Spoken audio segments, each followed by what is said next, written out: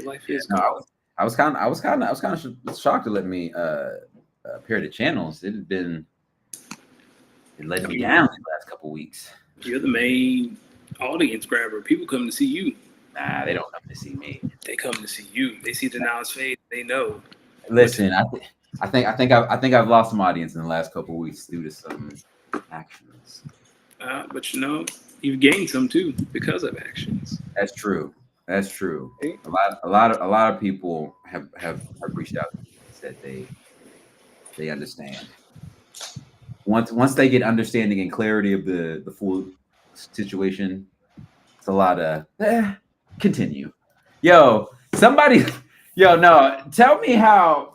All right, we got to start talking about like friends who see you doing some shit that may not be the best, but they agree with the moral principle of it, and they just hit you with the continue. I think those are the.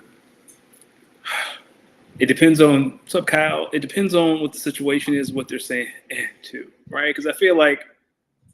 All right, give me a time one of your homies hyped you up into something that you looked at him like, really, dog? You let me? I mean, never. I've always been the rational one in my friend group. Never. No one's ever called me slipping. You know what? Go ahead. I take that back. Maybe a couple times they hyped me up to talk to a girl at the club who may have been, I don't want to say out of my league, but because there's no one. I ain't gonna say that. One of your homies ever hyped you up to just snuff a nigga real quick? Like, nah. No, I am usually the one who is advising them. Like, okay, so you punch him, then what?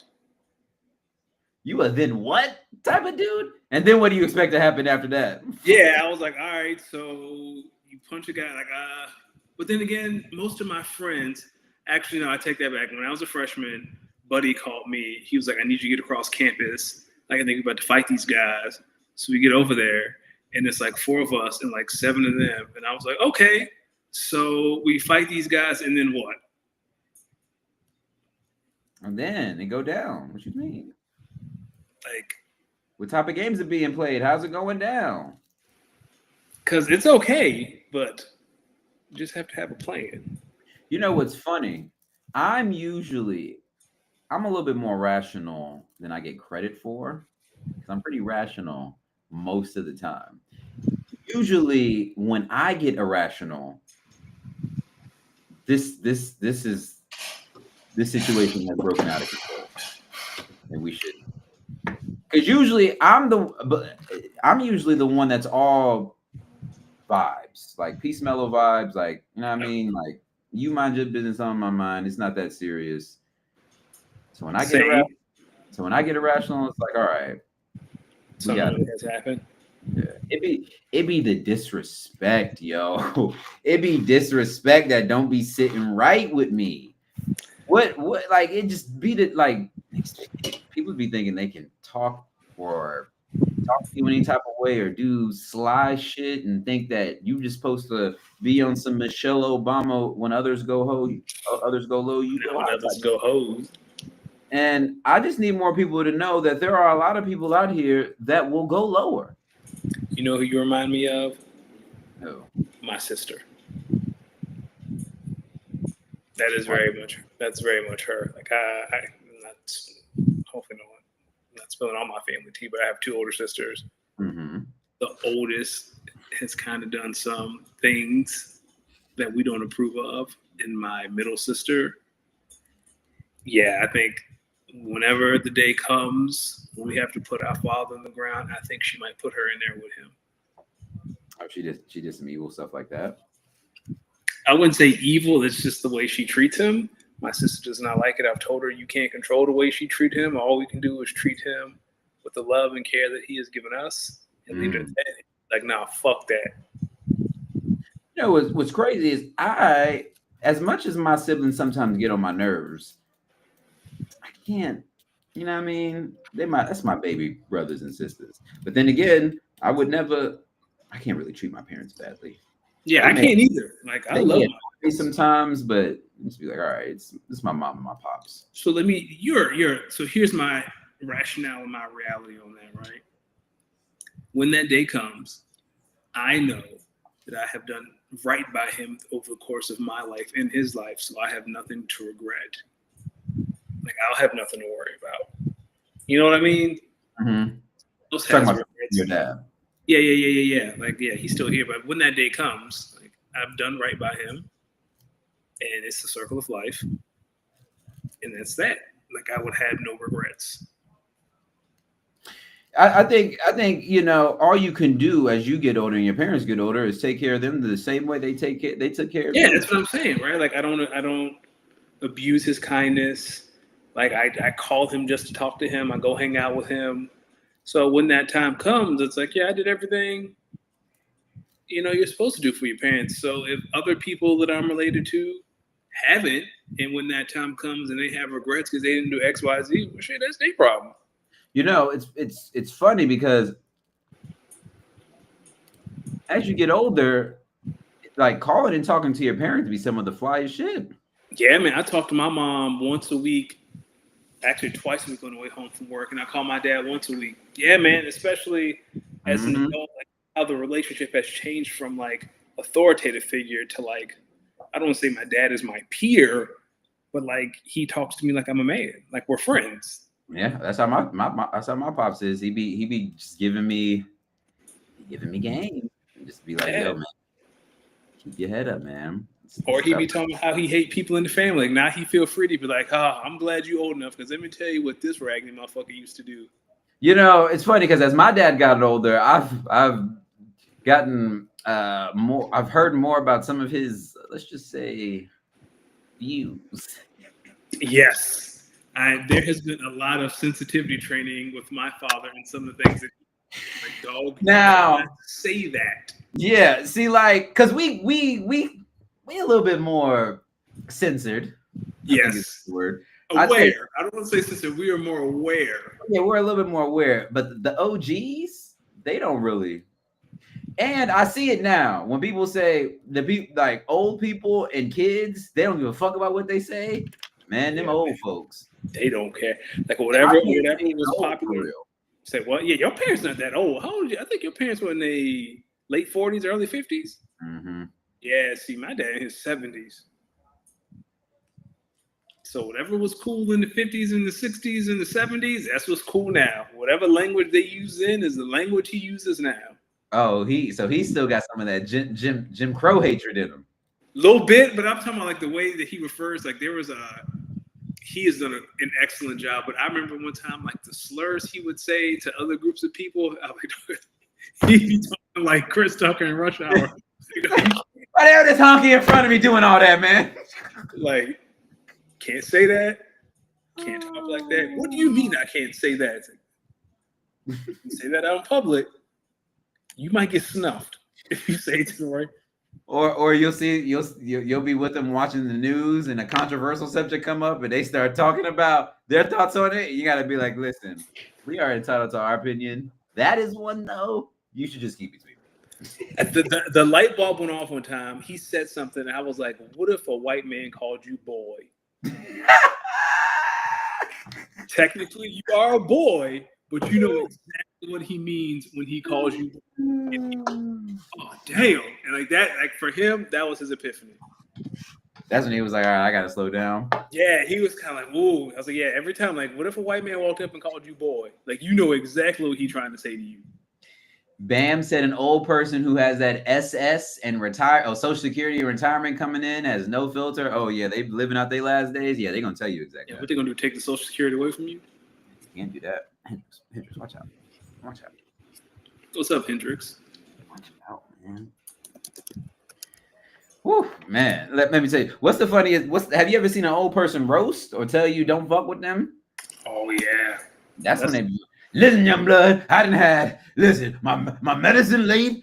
I woke up early because the damn dog don't fuck with me today. I came in here just to get my liquor, my 40, and I'm going home. And my wife, all she's going to do is yell, and she's bitching and complaining. And I'm trying to watch Wheel of Fortune.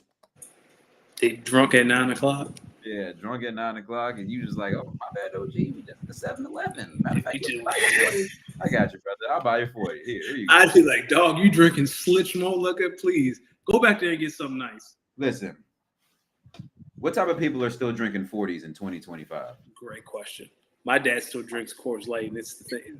That's my biggest pet peeve. Like, he retired, he got money, and you still drinking Coors Light. You can do better. What's wrong with Coors? Coors Light is pissed off. Especially where we live, where there's so many quality craft beers. Like, you still picking up Coors Light?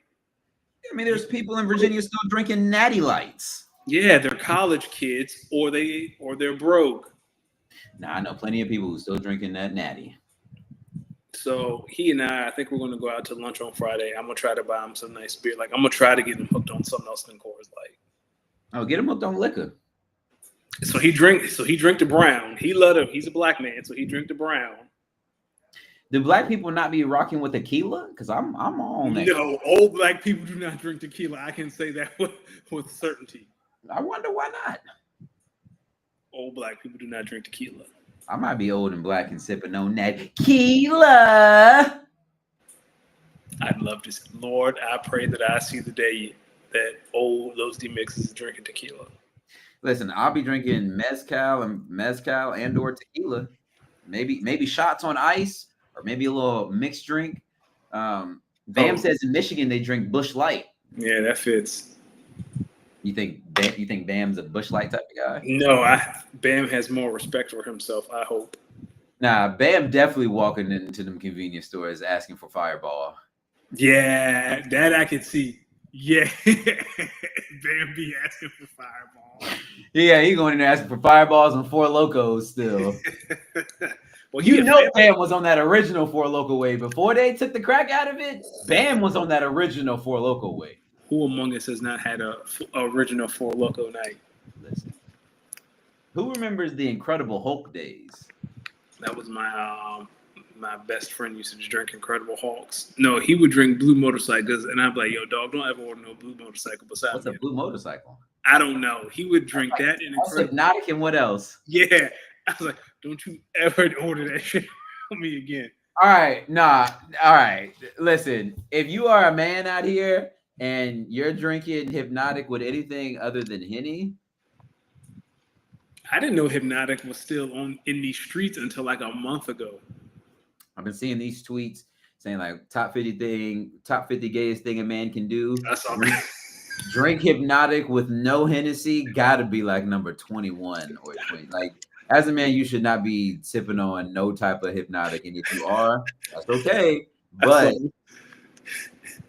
it's be a flight attendant.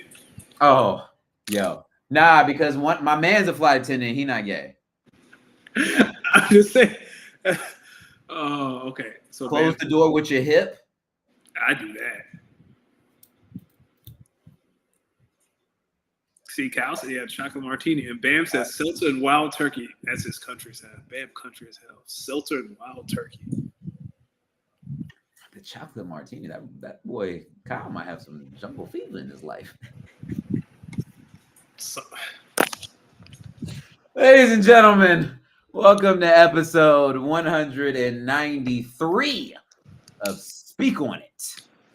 I am one half of this excellent Tuesday podcast. You already know when you see this non-space one brother, the good brother, Los D-Mix, of course, joined every Tuesday by the smoothest bald head on the East Coast, Mr. Danny Ocean. How are we doing, my good brother?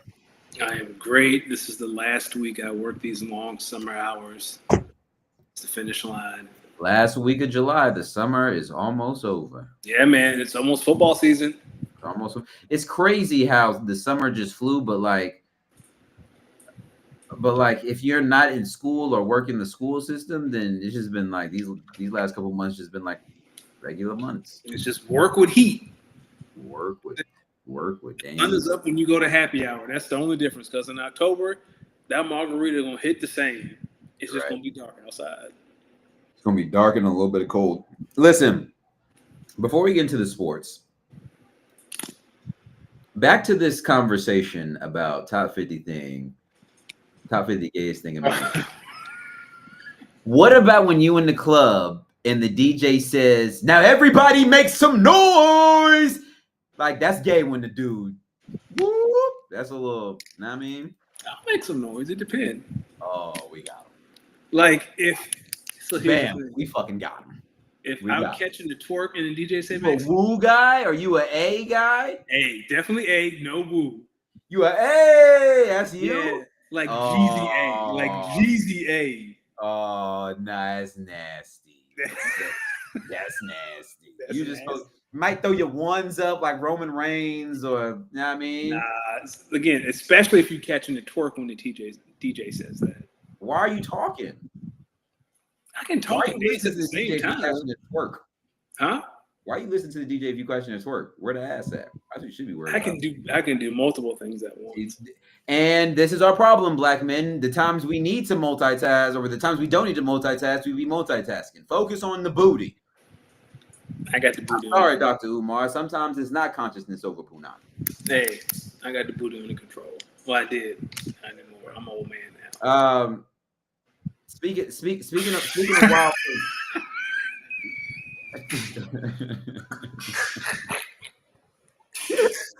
So for those wondering, Bam said, "Nah, he a black woman." Hey. Yeah, he definitely wanted them. Hey. All right. Two things. Since getting into the world of baseball, because behind me the Yankees are playing what looks like, I believe, are the Rays. Yeah, they're playing the Tampa Bay Rays. Okay. Over the weekend, did you see the video of Shorty at the upper part of the Yankee Stadium with her boyfriend sitting? Yes, during the Philly series. Yeah, I need to know what happened to Shane. Now, see, me, instead of recording, I'm saying, I know like hell y'all ain't over there doing that. I was about to say, if it was me, I know your fingers ain't where I think they had played. Yeah, I'm saying, just like, I know you ain't doing what I think you're doing. You think you gonna get some booty at this game and I can't get some booty at this game? Nah, get them fingers out. And he did the finger lick at the end. I don't know what they was on coming into this game, but they should have handled that in the parking lot, in the subway, or at the apartment before they came. Do you know how nasty you got to be to do that in the heat, in the middle of a baseball game, in the nose? Oh yeah, nah, he finger popping during like the heat. That's like a little hot pocket. You putting your finger in a hot pocket, fresh out the. You know what I mean? I know his jaw clenched up after that. You talk about after that little taste test? Yeah, that's like putting 6 lemon heads in your mouth. I know. Man, he tasted motor oil.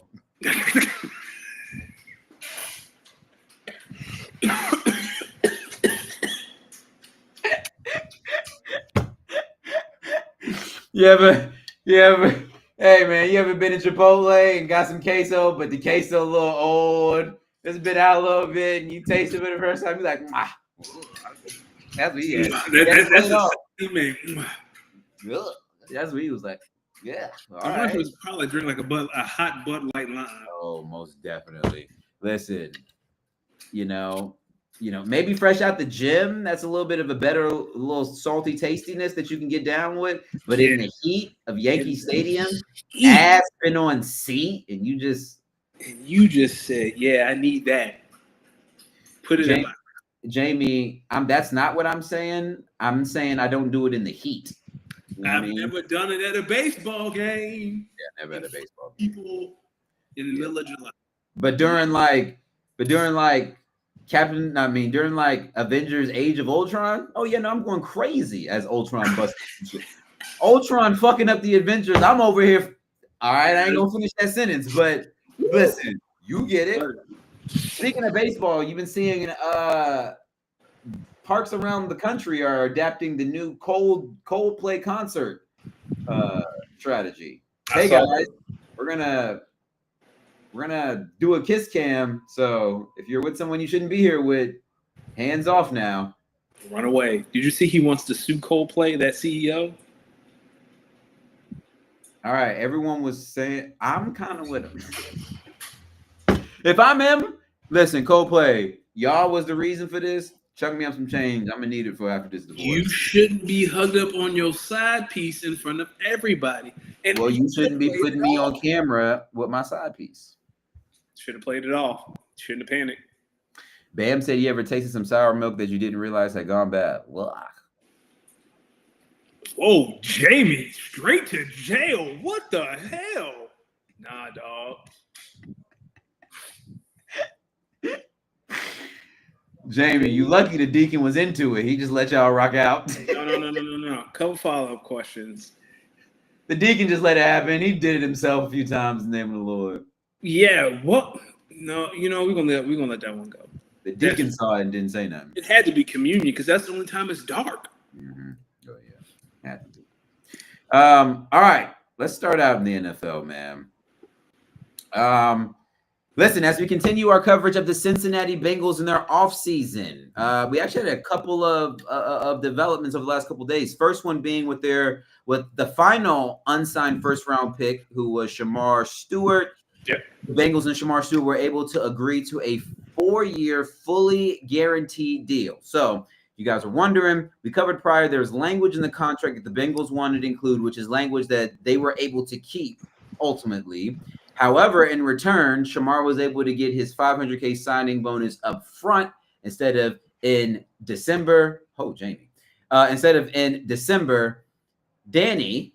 On top of that, it is being reported today that Trey Hendrickson is planning on reporting to camp.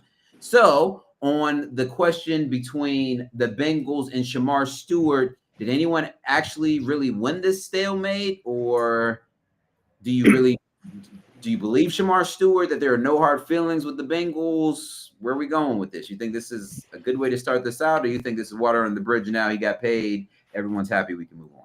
So I think first and foremost, Shemar's the winner. He stood up to the man, got his money, and got the locker room's respect, right? Like I said last week, he won that press conference. It's like, man, they won't even pay Trey. What makes you think they'll pay me? Loved it. And no, I mean, this is business. If that's anything, NFL owners respect more someone who will stand their ground and get their bread. So yeah, I believe from that it's water under the bridge. But it just speaks more so to the Bengals and how they do business, man. Why couldn't you get this done after the draft, right? You had since April to get this done, and now all those blaming it on him and his representation, and he's blaming on they're blaming it on him and his representation, and he's blaming it on them maybe not wanting to pay and wondering why would they draft me if they didn't want to pay. I'll say the Bengals have a long history of not paying players, so they do not get the benefit of the doubt on this one. I am blaming them.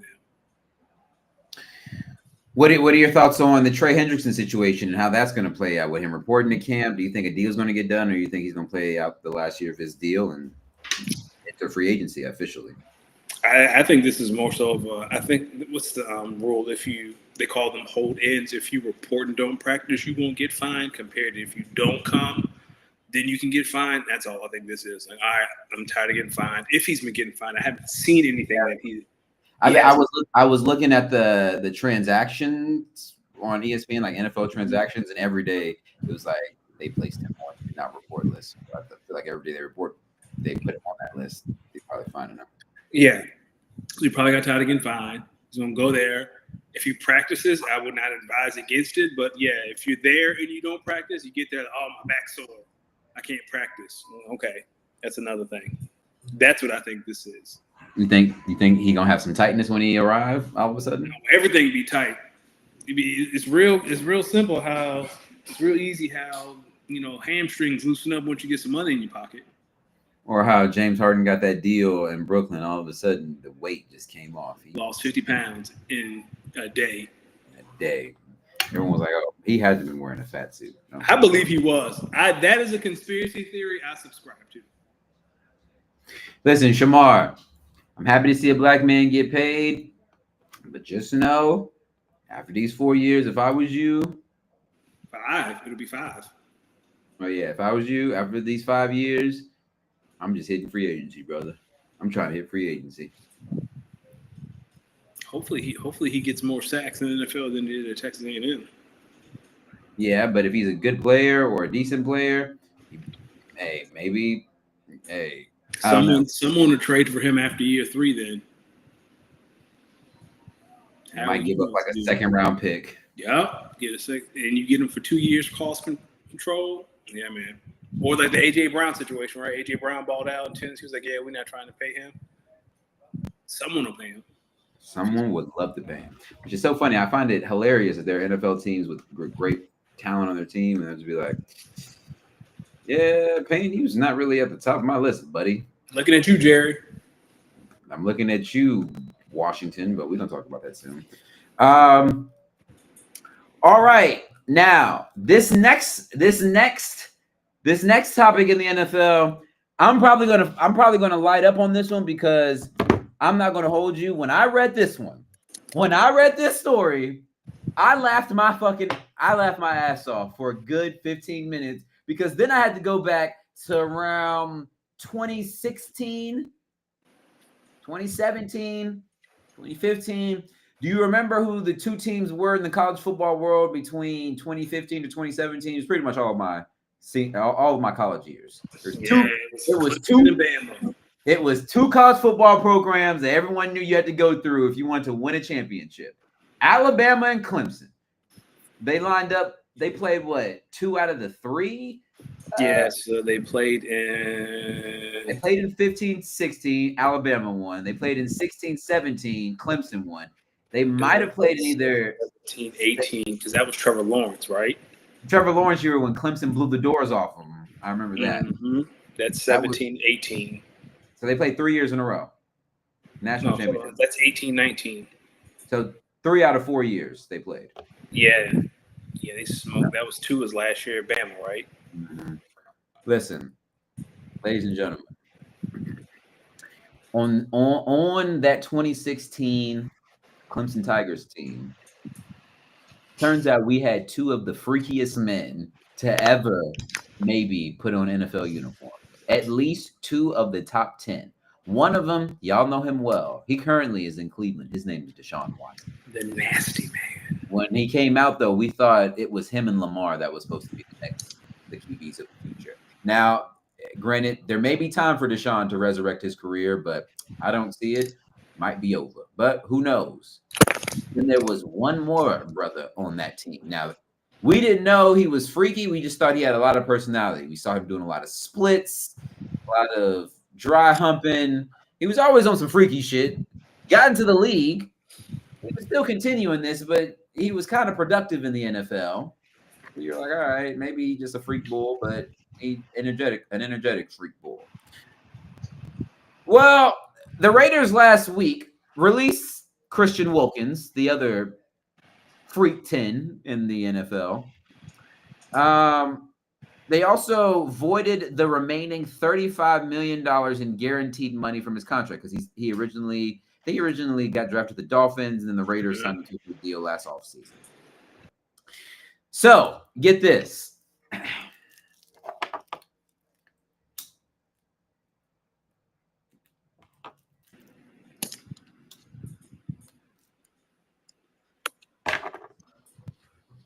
Christian Wilkins in the Raiders facility.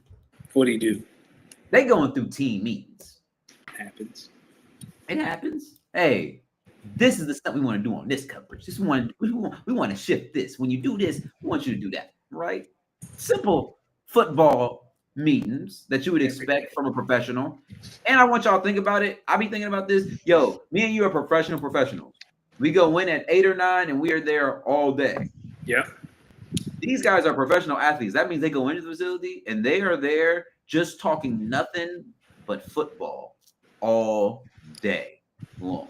Outside of practicing it, like when they're not practicing it, they just go back inside and they just talk about it for hours on hours. Yep. You talk about it when you eat, you talk about it when you're lifting, you talk about it on the field. Team meetings. That's why these guys get the money that they get, and I understand. So in this team meet, Christian Wilkins, he kissed a teammate on the forehead. Now, I know what y'all thinking. He kissed a woman on the forehead? No. He kissed another professional male football athlete on the forehead. Now, he did this playfully. Danny, I don't know about you. You ever kissed a man's forehead playfully? Never. Bam, Jamie, Kyle, y'all ever kissed a man's forehead playfully? I don't know. Let me know if you have. I haven't either. The teammate didn't feel the same way. Duh. Now, granted, Christian Wilkins only played 5 games last season because he had a Jones fracture in his foot. The team wanted him to get surgery. He did not want to get surgery. Mind you, this is a new brass in Vegas, right? New head coach, Mhm. general manager. Tom Brady came in. We don't know if Tom Brady on that shit. I know what y'all thinking. Yeah, but his son. But yeah, we don't know if he on that freaky type shit.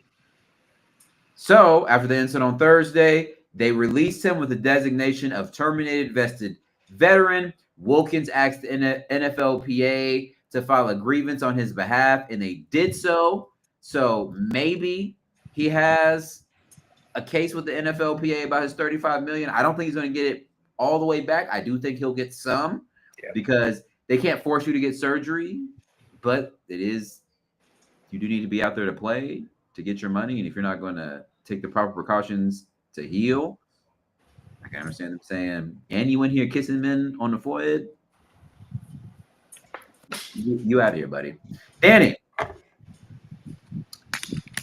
first question. You calling HR if a dude kiss you on the forehead at work, or are you asking for the fade immediately after work? Fade. Nah, I'm not even waiting after work. Fade right now. Like that is a place where I'll be irrational. Like, why are you kissing me on the forehead?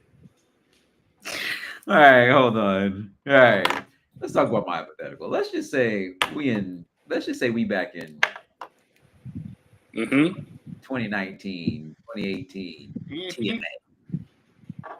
Right? 2018, 2019 TMA. We walking through the halls of TMA. Yep. Creative director come up to you. Danny, hug you. Mwah! Dead smack. Forehead. And you telling me in front of Casey, you remember Casey, CEO? In front of Casey office, you're going to bop! Yeah. Why are you kissing me on my forehead while I punch you in the face? At the very least, a very hard shove, and dog, what the fuck are you doing? You gotta hit him with the nigga bum, bum. Like at the very least, like push him to the point where he trips over something. Like push him into furniture, push him into a column, something to be like, what are you doing? What if he kissed you on the forehead, but before he kissed you on the forehead, he whispers some shit like, "You run from the spirit of repossession." Same thing. Same thing. I am pushing you as hard as I can and ask you, what is your problem? Kyle makes a good point. Kyle says he thinks Christian Wilkins is going to get most of his money back.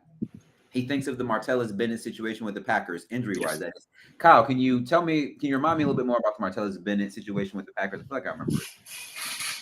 While you're doing that, let me tell you something. Now, I'm not calling HR when someone kisses me on the forehead. But what I am going to do, especially a man, what I am going to do is I'm going to say, yo, dog, I'm a man of God and I'm a man of grace. So I'm going to give you grace this one time because my God told me so.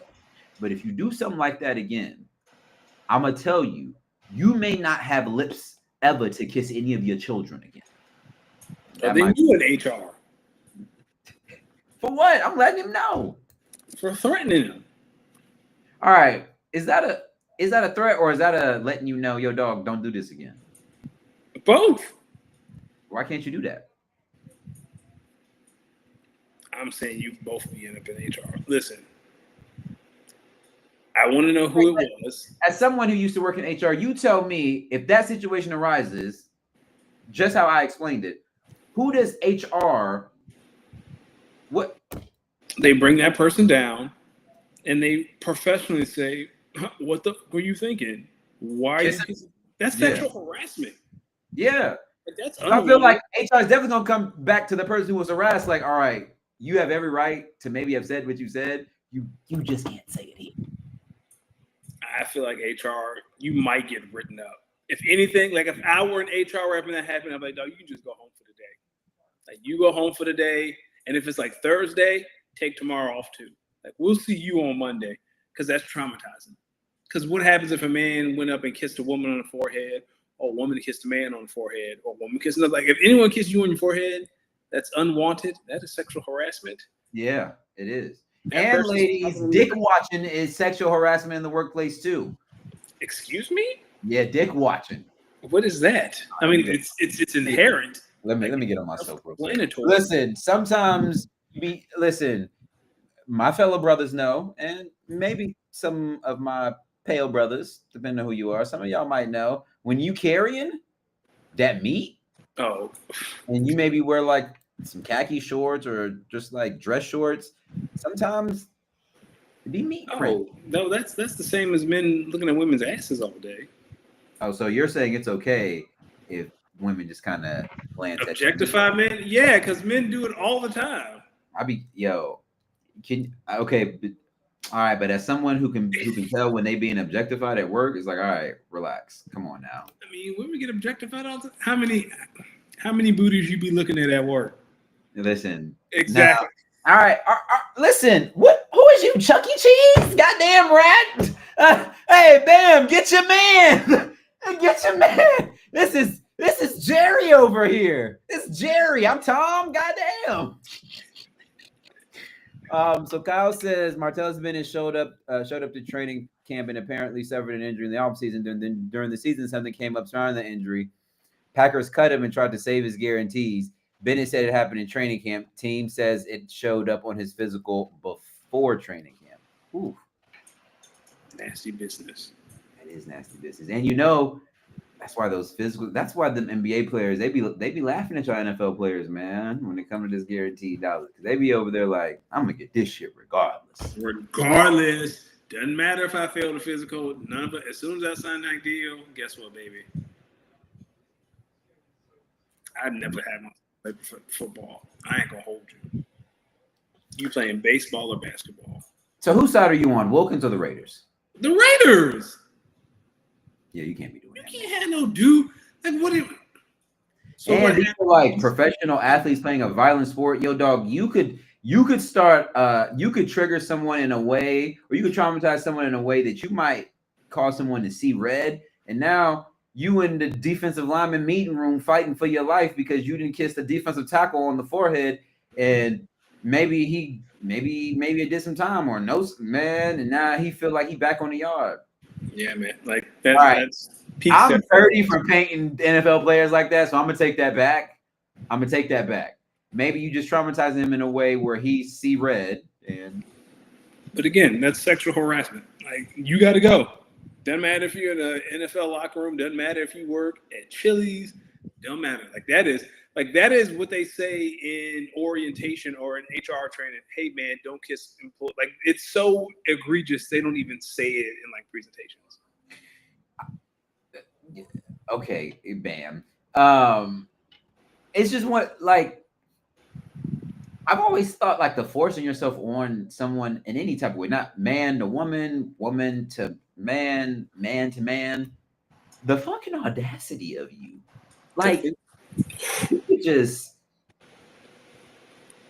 like you think you're owed someone else's body or someone else's because what you might not know is the other side might be crazy and they might what if they just you could try to force yourself. What if this defensive lineman just happened to carry a pocket knife and he ain't like that's all you heard. It's like, come on, man. What if the situation was if the guy was benching and got kissed on the forehead? Oh, now I'm mad. Yo, dog, you went from your nuts over top of me to kiss me on the forehead. I'm gonna put this. Honestly, Bam, why you talking? I bet you that actually might have been more of what maybe have happened. If that's the meeting room, everyone's sitting down there watching film. How do you even get close enough to? I keep doing that, but how do you get close enough? What's more likely? You bench pressing with you spotting somebody, and you're already playing around, and then when they get up, or when you help them with the bar down, oh yeah. I was thinking more so on the practice field, like you go get water or something like that when your helmet's off. That too. Someone on a knee, and you just put your helmet on and run back off. Or you're doing a walkthrough, and because the linemen really don't do anything during the walkthrough but jump forward. So like he's take a step forward. They just in shorts. And then they probably do a physical. He was like, "Come here, then." Mwah. Mwah. Pete Carroll. What if Pete Carroll saw? Like Pete Carroll lived in Seattle and probably was like, I ain't never. Pete Carroll lived in Seattle. Pete Carroll was chewing that gum like, all right, brothers, what are we doing? Go straight home. Go straight home. And then he probably went up to the general manager and was like, what do we do about this? The general manager was like, this is a clear violation of HR. I was about to say, what you mean? You don't even got to go to general manager. You just go to HR. Hey, he kissed him on the field. He got to go. Was it unwanted? Yes. Bye. And it's probably one of those things. The guy's reaction was probably so irate, and he was probably having to be held back that it would probably got made into a bigger thing. It had to be separated. Yeah. No, yeah, I agree with Bam. I think it might have, if I had to guess, it probably was like a rookie or someone who's fighting for a job. Oh, who couldn't swing on him. That could be even more. So it could have been looked at as like a hazing situation if the guy felt like what was my man, like a Richie Incognito situation. Dog, that Richie Incognito story is the craziest thing ever. And if it continued. And it continued. No. I'm saying if the Raiders were to let Christian Wilkins and this behavior continue, it could have turned into a situation like that. 100%. So they're probably thinking, we cut him now, deal with the potential whatever we have to end up paying him and try to fight it before we end up getting sued and not being able to fight that because we kept him on. Yeah, you don't want it to be November and Adam Schefter breaking. Christian Wilkins been kissing teammates on the forehead all year. Nah, dog. You should have seen Adam Schefter telling Pat McAfee and them about it. See, I don't watch Pat McAfee. He's very annoying. Honestly, I don't mind it. He is a great Raw commentator. He's a great wrestling commentator. But his show, I'm good. Honestly, you hear a lot of just like athletes he's cool with talk, just come and give like real good like analysis because he'll just bring people on to just give like, especially during the season, he'll have like he'll bring like an offensive lineman guy. You have crackheads on the show? No, he'll bring like an old offensive lineman that played in the league. He'll come in and they'll just go over like, you know, offensive lines that were playing spectacularly during the season. Just highlight offensive lines. Obviously, they had a lot of Eagles in there. Same like he'll have like he used to have Chuck Pagano on, so they'll talk about teams are doing well defensively. One of the coaches on there, Darius J. Butler, he played corner, so obviously he might do like he does this thing called good D, bad D, where it's all talking about like defensive backs. So it's like you get like some good I think in between like some of the bro stuff when they're actually like talking sports. You'll get like some good analysis, and then like obviously with the WWE stuff, he'll be like live there sometimes. So sometimes he'll be bringing, you know. Yeah, now those shows are cool, but he do be talking to crackheads. Okay, what are you talking about? You know who's on the crackhead who he's friends with? Are you talking about just the white guys on there that are his hosts? I'm talking about Aaron Rodgers. Okay, Aaron Rodgers did not do crack. What are you talking about? And I don't think we'll have Aaron Rodgers Tuesdays. I think Mike Tomlin, hey brother. That's enough of that. What? Tell me, have you heard it about this Cam Newton versus Gilly situation? It's amazing the kind of discourse that goes around Jalen Hurts. Who cares? And like Gilly is getting on camera like talking crazy to Cam. It ain't that serious. We just talking football, guys. That's it. Nah, okay. To that point, Gilly, I seen Cam fight like multiple people on camera and hold his own. Yes. Cam Newton is like 6'6", 230, 240. Gilly, I don't know. Even me, I would think twice about if I really wanted those problems or if I would want to maybe. You better have a pistol. And on the way it works, you got to have a pistol. My only thing is all Cam said was based off his analysis was that Jalen Hurts wasn't a top 10 quarterback to him, but he wasn't saying he's like a bad quarterback. He was basically saying like the Eagles are a really good team. That's all he said.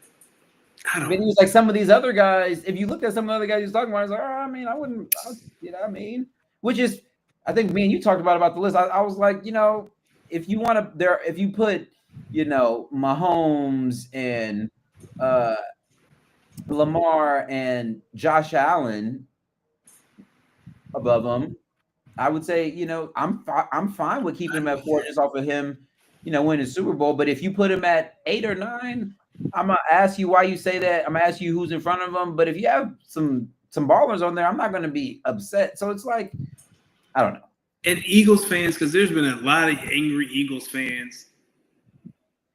He won the Super Bowl. Chill out. Who cares about Discord? That man win. That's all that matters. I don't care about what a Commander fan got to say. I don't care what a Charger fan has to say. I don't care what a Cowboy fan has to say. It doesn't matter. And here's my thing, y'all. If you say you don't think, if you think the Eagles are just a great team, I can't disagree. They had a 2,000-yard rusher who had the most rushing yards total postseason and regular season ever. So yeah, they're a really good team. They had a really good defense. So I mean, listen, the top 10 quarterback situation or conversation is all subjective, but this is a team sport, yo. They don't even play defense. So like, watch the series quarterback. It's so funny episode after episode watching Joe Burrow had these crazy games and losing to teams like the Pittsburgh Steelers, losing games like 44-38 to the Steelers. And it's like, dog, the Steelers may have scored the most points of their season in the 2 games versus the Bengals. Right.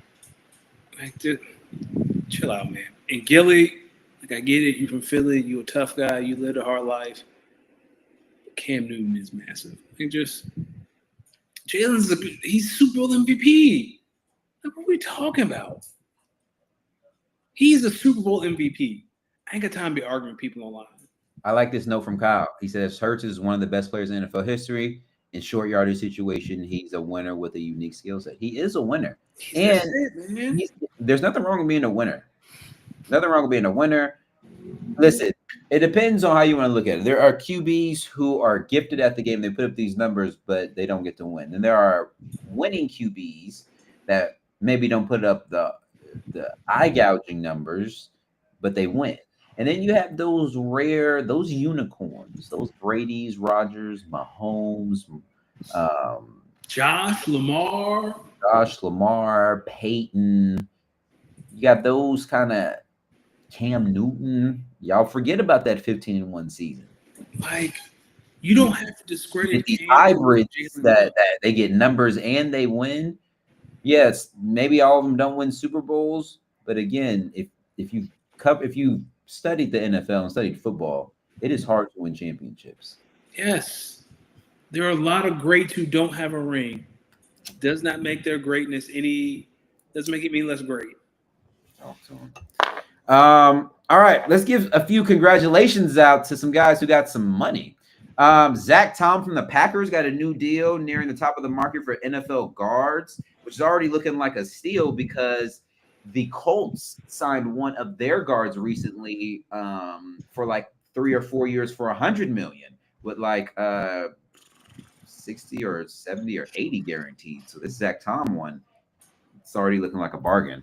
Shout out to Joshua Metellus for signing an extension with the Chargers. Rashawn Slater signing his extension with the Chargers as well, landing him near the top of the market for NFL tackles. Highest paid tackle ever, I believe, right? Ever. Shout out to him. Jake Ferguson signed an extension with the Dallas Cowboys. I actually like this signing for the Cowboys. He's a good tight end when he's able to get the ball. Here's the frustrating thing about that if you're a Cowboys fan.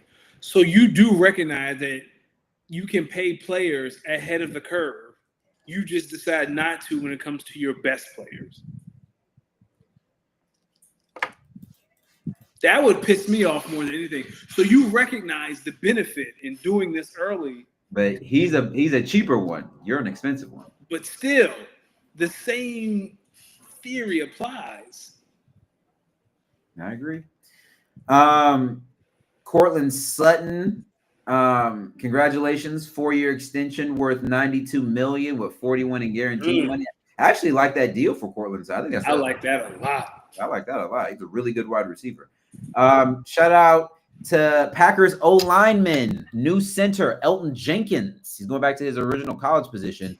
He's finally getting back to practice, and he's embracing the position change. He has played pretty much every offensive line position for us. He's trying to get more money. We talked about it earlier.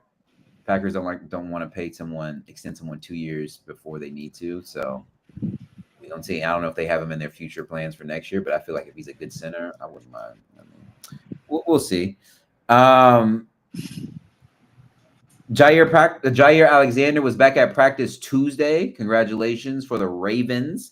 He didn't practice Monday because of knee swelling, and he had to have his knee drained as well. So that's not a good sign. I think this was the type of situation the Packers are hoping to avoid. Getting your knee drained week 2 or week 1 in training camp. All right. What does that mean?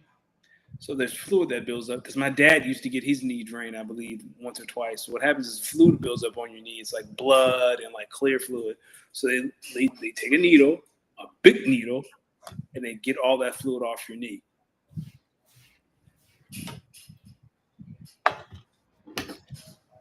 Man, those knee injuries. It's not good. You know, my side note, my physical therapist was telling me they think I'm ahead of schedule. Look at that. That's because you're young. Young, and I've been attacking rehab heavy. I mean, it's outside of working and DJing. That's it. Rehab. I was working out before I got on here. Did a good workout. I'm back doing back squats again. I'm not heavy, but trying to get more reps so I can start getting that strength back in the leg. It's crazy when you don't use, your legs or a body part for a little bit, that atrophy. Yeah. So and the hard part is using your other leg to overcorrect or to supplement, and now you're off balance because then that can lead to injury to the other leg for overuse. Yeah. So I've actually been real cognizant. I've been actually trying to work on my calves as much as I can to really strengthen them. Can't afford an Achilles injury, but I'm taking it slow. They have me doing low impact stuff, so I'm getting into jumping. Okay. But yeah, are you doing water aerobics, or like water training? No, I'm doing straight line running. Like when I go in there, I usually have to do like intervals of running. So now I'm on like 4 minutes running and probably 1 minute jogging. Okay. Fast walk. And then pretty soon I should be able to just jog 5 minutes straight or a mile straight or whatever. I can't jog 5 minutes straight, and I'm in great shape. Yeah, so I'm working on it, man. I'm trying to. You can be ready for Kyrie. Nah, Kyrie. Listen, it baffles me that Stephon Diggs is out there running routes and whatnot, but the access he has to facilities and whatnot, and that's his body is his. Yeah. And I was talking about that with my physical therapist. I was like, yo, it was maybe like a couple months ago, and I was like, Christian Watson slowly starting to run, Stephon Diggs running routes, and they were just like, yeah, I mean, they're like, you were probably around nice facilities when you were in college and athletics. So imagine like a professional team, yeah. Dayton Carter B don't hurt either. Are they still together? I don't know. Me either, brother. Question for you: who do you think is the least popular team in the NFL, just in terms of like fandom? The Rams.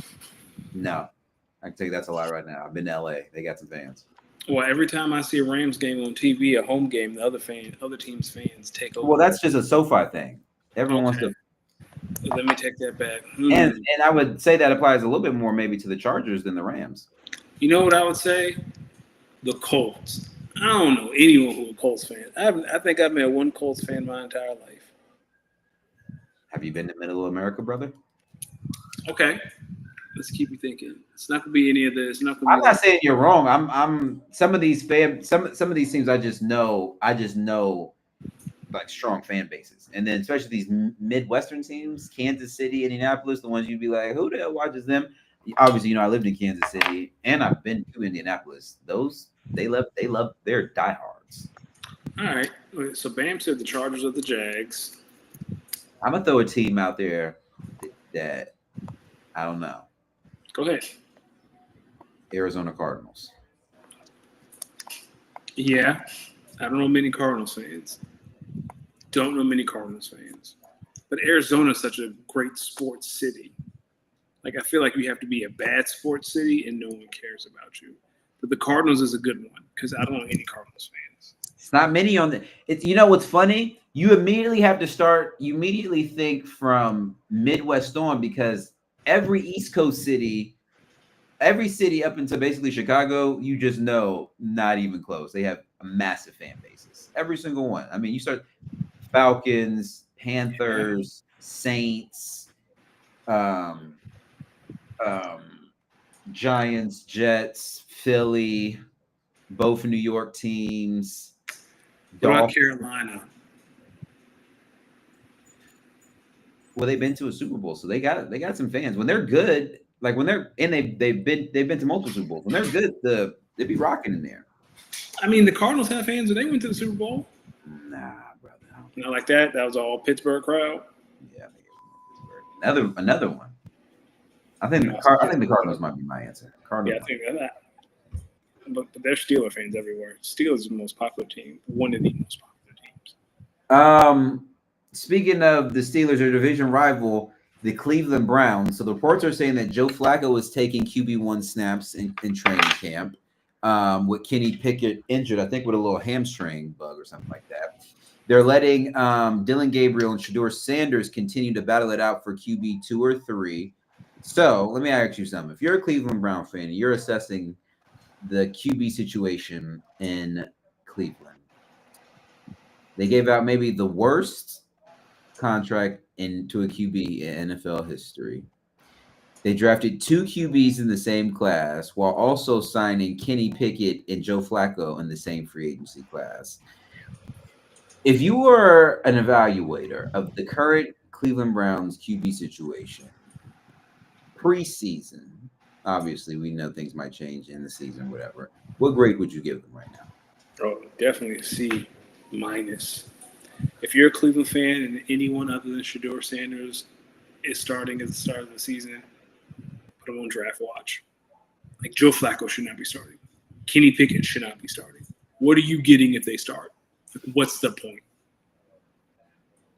Like, I want to win games, but we got to think long term here.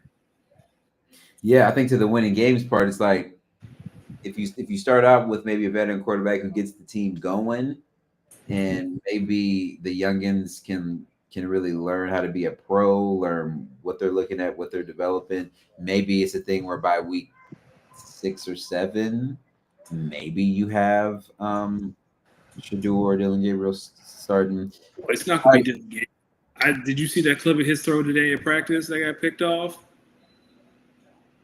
He gonna get cut tomorrow. It's not gonna be Dylan Gabriel. Yeah, he threw that pass, and I was like, "There's no way that was to a human." He was throwing to the emergency service dog that was on the field. No, so he threw a pick, but it was so bad it almost looked like it was on purpose. Like if he would have came back and said, "My bad, I thought he was on my team," like that, I just had a brain fart, I'd be like, "All right." Hey, shout out to Dylan Gabriel, man. Bam says throwing a rookie in the fire week 1 is always a bad idea. It is a bad idea unless you got one of them ones. I mean, what other option do you have? You put him behind the vet. You got to go listen. There's a CJ Stroud route and there's the Michael Penix Jr. route. Which way you want to go? Pick your poison. Okay. And if you really got one of them ones, there's also the Jordan Love route. Well, I don't think Joe Flacco is going to start smoking crack anytime soon.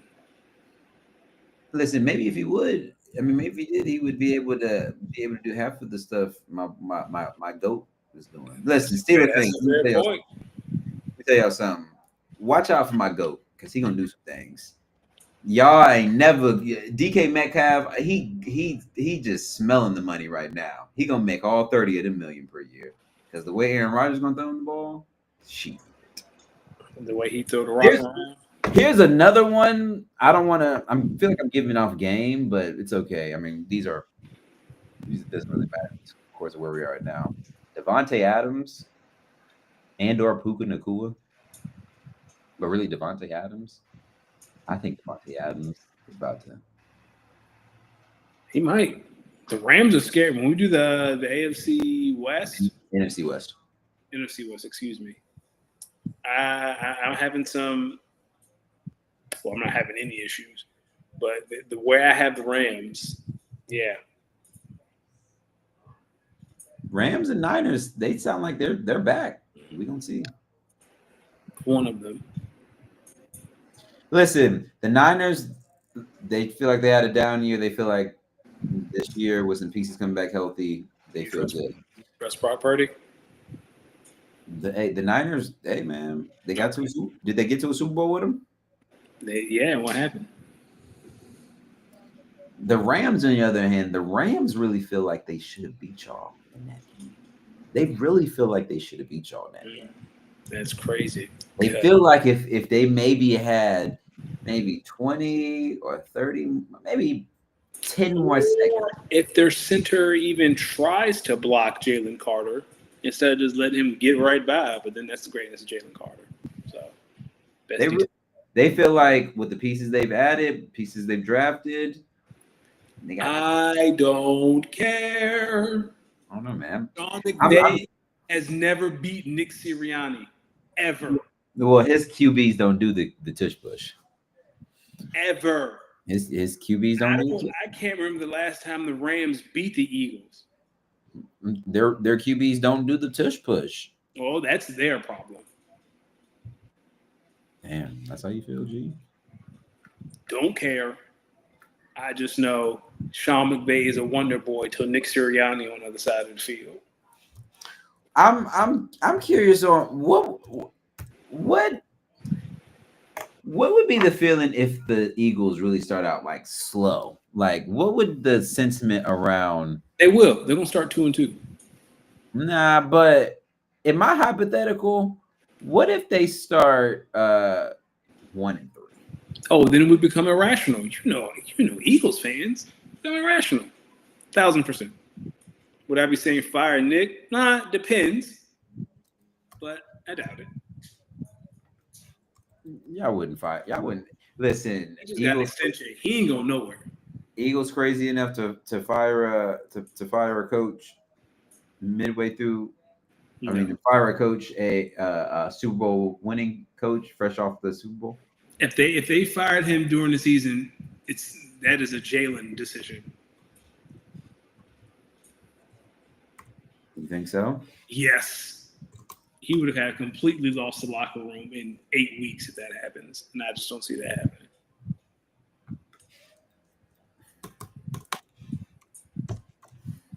Why do you say that? Wait, why do you say that?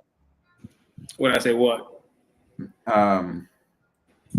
He would have completely lost the locker room if that happened. That's not the way he gets fired. He's not going to get fired if the Eagles start off slow.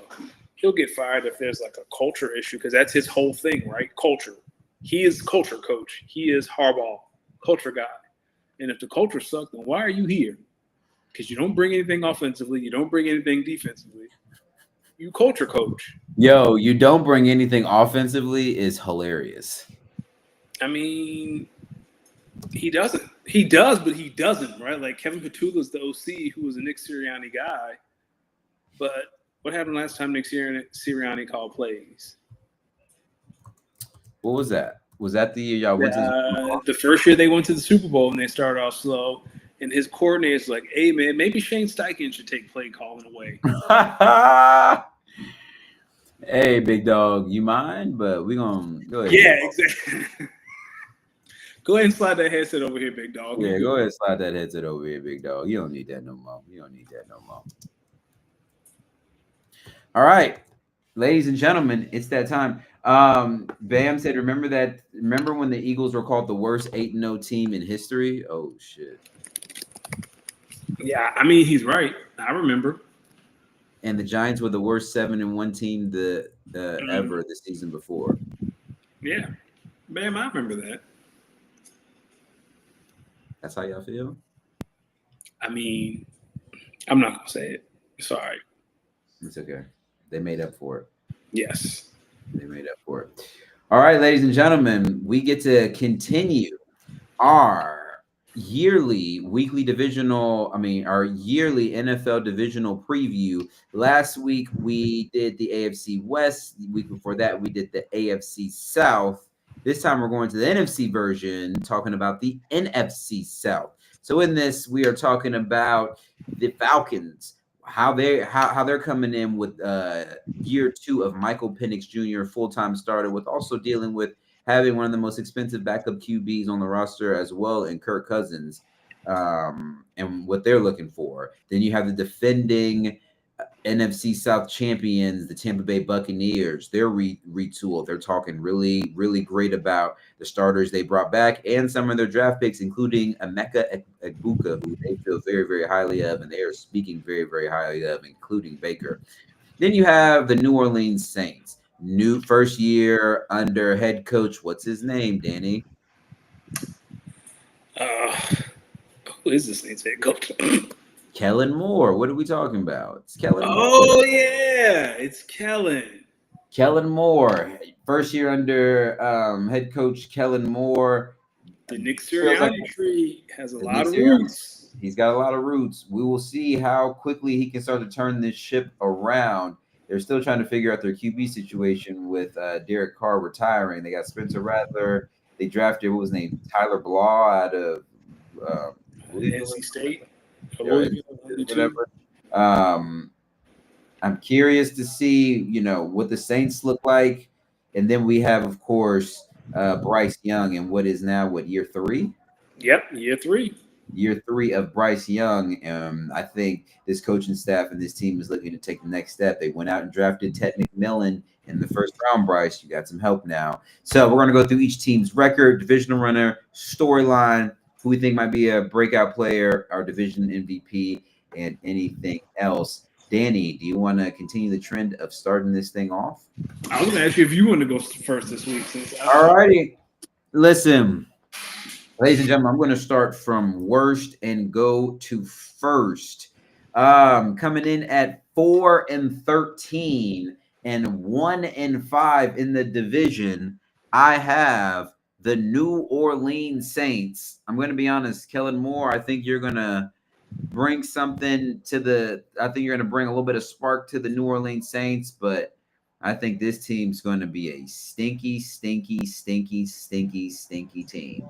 But I feel like numbers will be gotten and families will be fed. So shout out to what the Saints are going to do. And I feel like towards the back half of the year, they're going to give some teams a little bit of fits before they lose. So I have the Saints at 4-13. Coming in second to last in the division, finishing 8-9 and 2-4 in the division, I have the Carolina Panthers. Okay.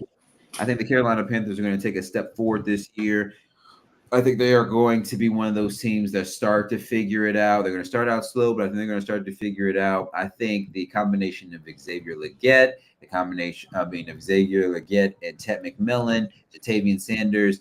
This is year 3, Bryce. You have some help. They went out and invested. Listen, Bryce, we got to start seeing some improvement. We need to start winning some games that maybe a year ago or so we may have not have won. I think the Panthers are going to win some of those, come on a little hot towards the end of the year, 8-9. Okay. Now, finishing second in the division, grasping the very last playoff spot in the NFC, finishing 3-3 in the division and 10-7 overall. The Atlanta Falcons. Talk to me.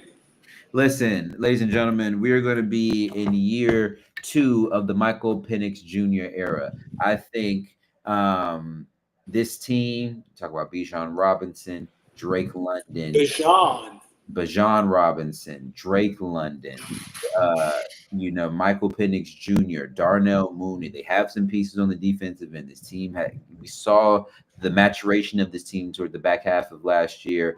I think Michael Penix Jr. is the key. I think the left-handed bandit is going to take the Falcons to the playoffs for the first time in a while. I like that. I'm a lefty. I might borrow that left-handed bandit. I like it. Obviously, that leaves the reigning, defending NFC champion Tampa Bay Bucs. I have them repeating as NFC South champions, finishing with a division record of 5-1 and 10-7 overall.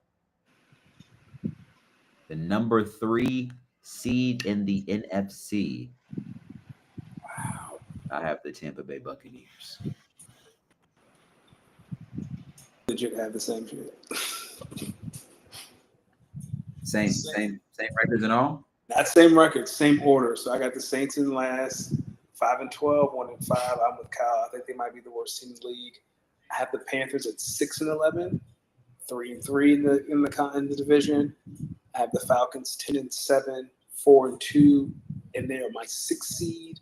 And then I have the Bucs at 11-6, 4-2, and the 3 seed. I really want to believe in Atlanta because it's there, but I gotta see it. And did you watch Quarterback on Netflix? That's what I'm doing right now. I said, seeing Kirk Cousins talk about the swag surf that whole episode, it really started to piss me off. We gotta start gatekeeping, dog.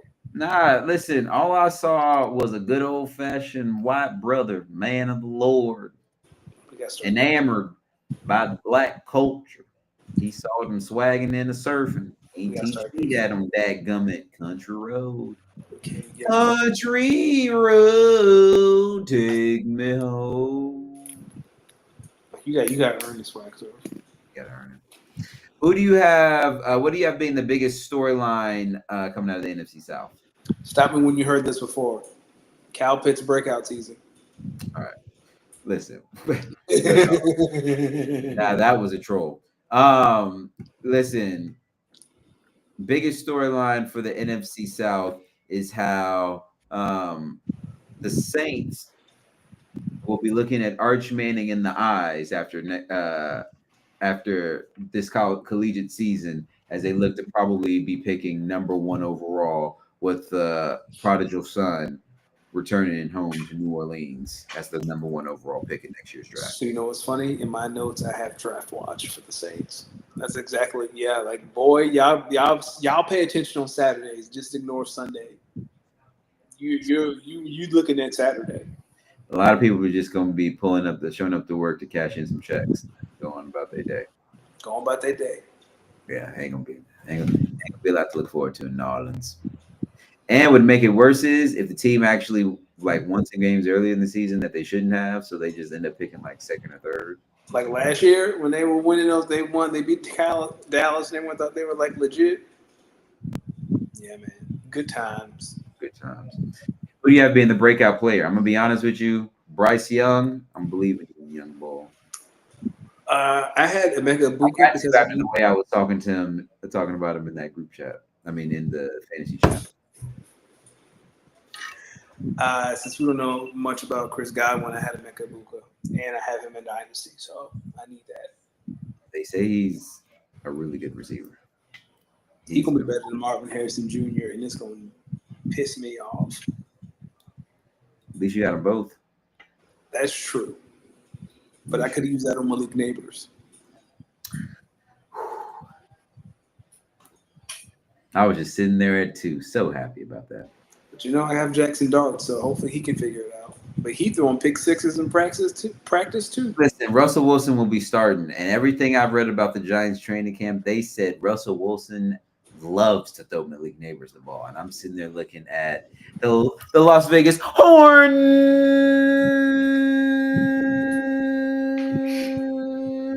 Ducks.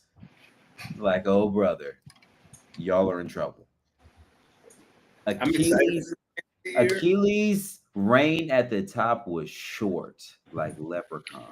I mean, we haven't had a back-to-back champion ever. So, listen, you Randy Orton now? What's that? Listen, it's about time for the commissioner to win this one and finally show everyone who's boss. This team, listen, this is like I've been slowly building the OKC Thunder. Okay. And the Las Vegas Hornets. Remember when I had that fire, quote unquote, fire sale in between maybe year 2 to 3, and everyone was like, you crazy. And I was loading up on 3rd round picks. I was getting into the consolation tournament, getting my H-hand.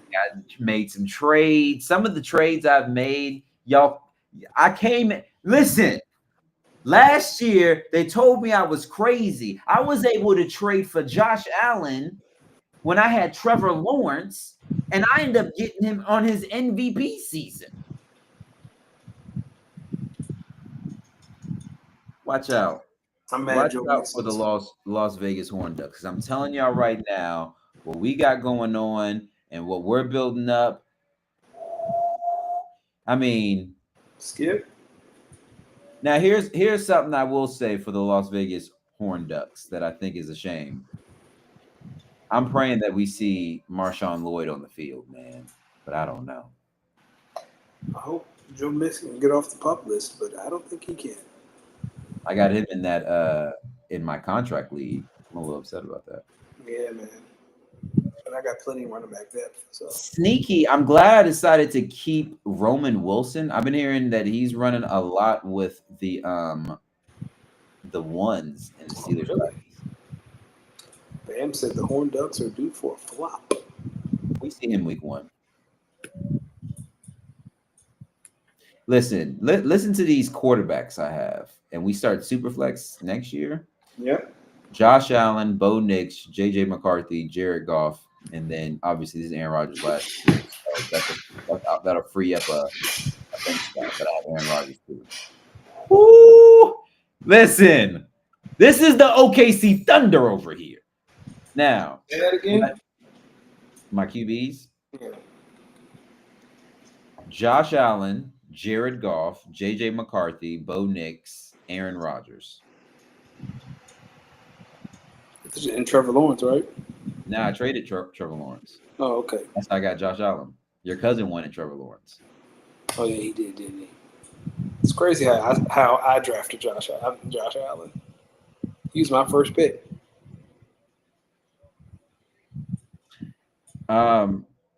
Jimmy Haslam I'm just reading this. Jimmy Haslam, owner of the Cleveland Browns, described being cautiously optimistic that second-round running back Quinshon Judkins would sign and play for the team this season, seemingly waiting for the legal process to work its way through. That's what they all say. We can see. Anything else? I mean, I don't know. Bam's trying to talk about the team. I want to talk about a little fantasy real quick. I'm just looking at the Horned Ducks, and I just feel like this team could really be a problem next season. Like if the Sun kind of works its way out, this could be a really good team. Here's what I'm thinking: Roman Wilson, Trey Harris, Troy Franklin, Tajay Spears, or Jordan Mason. If one of them kick up, I feel like I'm gonna find my for sure third flex, because Jacoby Myers is going to be one, Ramondre Stevenson is going to be one for the time being, and as of right now, I have Quinshon Judkins in my third, but I don't know. Jordan Mason, Tajay Spears, Troy Franklin, Roman Wilson, Trey Harris, one of them step up. I feel like I might have something. I don't really know what to expect from Devin Neal, so I'm just kind of. I'm excited for the youth movement on the Ron Artest tax return. Yeah, they still chasing. They like the 08 Celtics. They still hanging on from that ring. But they still got it. First champion. My name starts the book. Yeah, well, and there's a chance there might be another insert at the end of this year. Bam says JJ McCarthy is going to be very similar to Zach Wilson. I'm not sure about that. He could be. He could be, but he's also throwing to Jordan Addison and Justin Jefferson. Yep, that's my theory on Jackson Dart. Malik Neighbors is over there. Let me throw it over there. Brother, this is a receiver room. Malik Neighbors, Khalil Shakir, Jamison Williams, Mike Evans, Jacoby Myers, Troy Franklin, Roman Wilson, Trey Harris, Kayshon Boutte, who I still have hope for.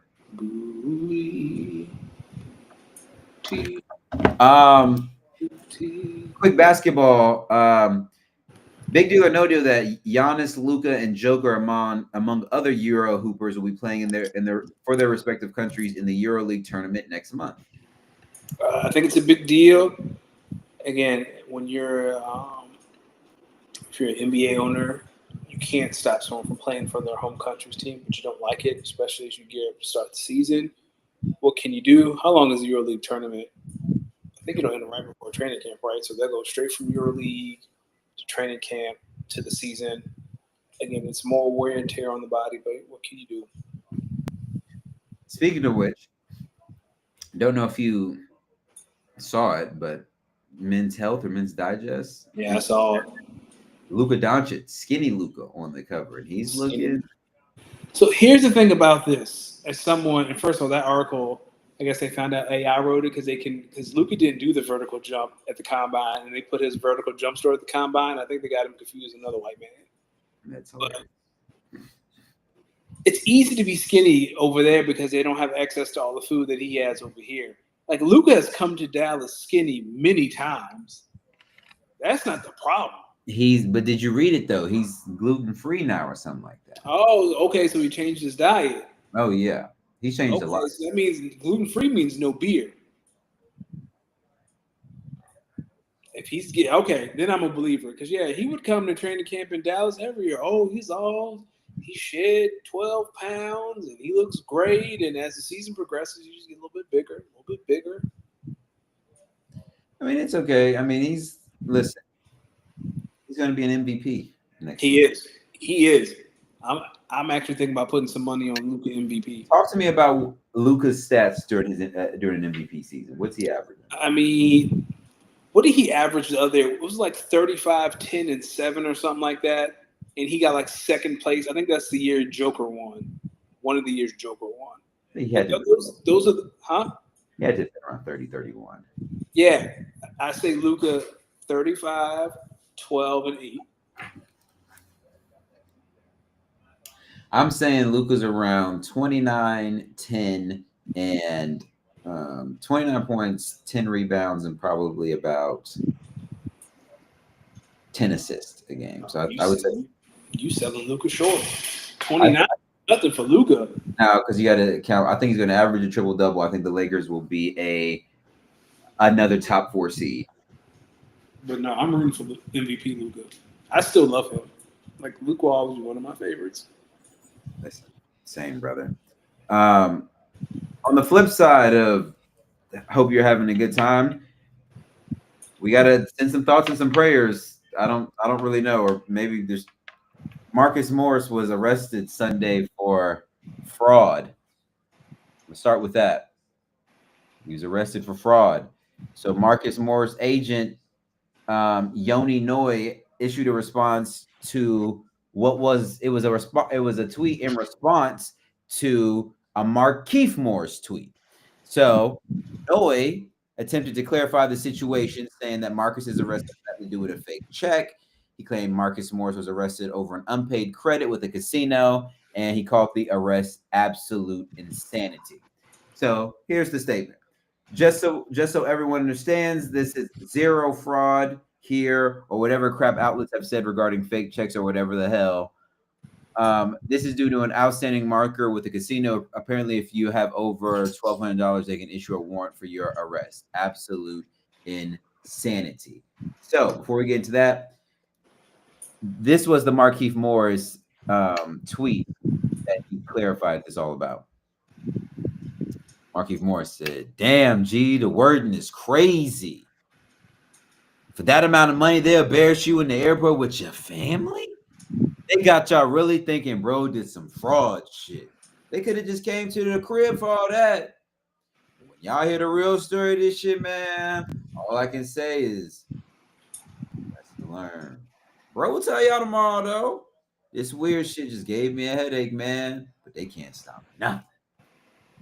So, Danny, Marcus, and the Morris twins aside, talk to me about a time when a check or a card or some money of yours bounced back, and what are your thoughts on how these people should be handled in these situations of money being funny? Well, Marquise tweet tell me that everything they accused Marcus of, he did that shit. When you start saying stuff like, "Oh, they did it in front of his family," when people start talking like that, yeah, they guilty. Don't commit. Yeah, man. When people start complaining about, "Oh, they did this in front of my family," and they can't stop me, like the devil made them write fake bad checks. Did that shit. But anyway, one time my card did decline because apparently there was a man who has my name, same name, but he lived in like Oklahoma and Texas and was running some sort of scam. So Yeah. Bank of America froze my account because they thought I was him. His name was also Matthew Garrett? Yes, same name, same spelling. So he was in Oklahoma, like running some sort of scam. They froze my accounts, thinking it was his account. So for a weekend, and I think I found out at the liquor store, something like that. That's why I will call my dad immediately and be like, "How the hell y'all give me two first names?" I gave me two first names. But shout out to the local banker in our small country town. She figured it out and it was resolved on one day. I think one time I had gotten. Let's see, I'm trying to think.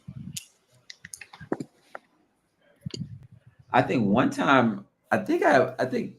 time I went kind of like date grocery shopping with this girl at a grocery store, and we got to that cash register, and because I like to do mental math of so I'll be doing the mental math, and I don't know where I went wrong, but brother, when we got there and they rung it up, because I thought my mental math was so strong, I really didn't check the screen. I just swiped.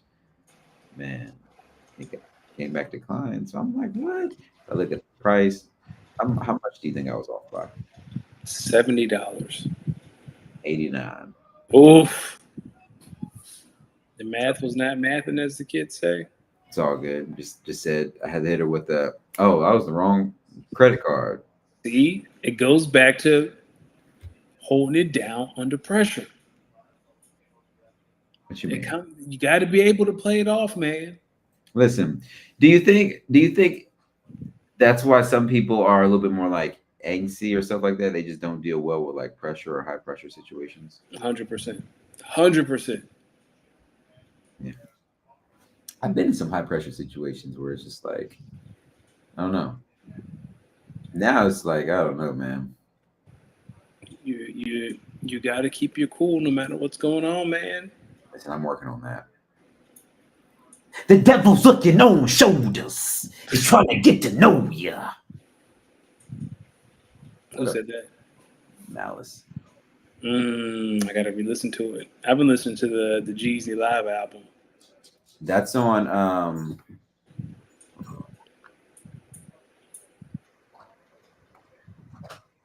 Can you hear that? I can hear it. The devil's tapping on shoulders. He's trying to get to know you. The right time to fold you. I'm losing saints in my soldiers. It's all lottie-dottie to you looking at the body. Smiles I'll never see again, never be a we again. Cleaning out your closet, the one you kept your demons in. Hard for me to breathe again. I'ma blame your head, not your heart, till we meet again. Hey, that's a man of God. Hey, I'm gonna let y'all know that's a man of God talking that way. That's a man of God talking that way. Woo! Listen, I'll be listening to that Clips album. I'll be like, God damn, it'd be Malice. And dog, there's a reason Malice is last in every song. Except for this one. He came on first. Yeah, I was like, Pusha like come in talking reckless, talking that funny stuff, and then Malice comes in. What's up, Hendrix? Yeah, Malice come in with them Jesus bars, but they be like them street Jesus bars. Look, Malice's raps remind me of that one Kirk Franklin tweet where he was like, where someone had said something to him, and he was like, "Yeah, I ain't got. Hold on. I think he was like, brother, don't you? Yeah." Shout out Kirk Franklin on that front.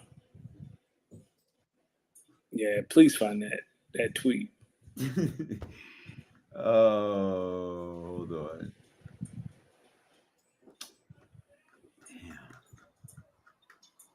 Damn.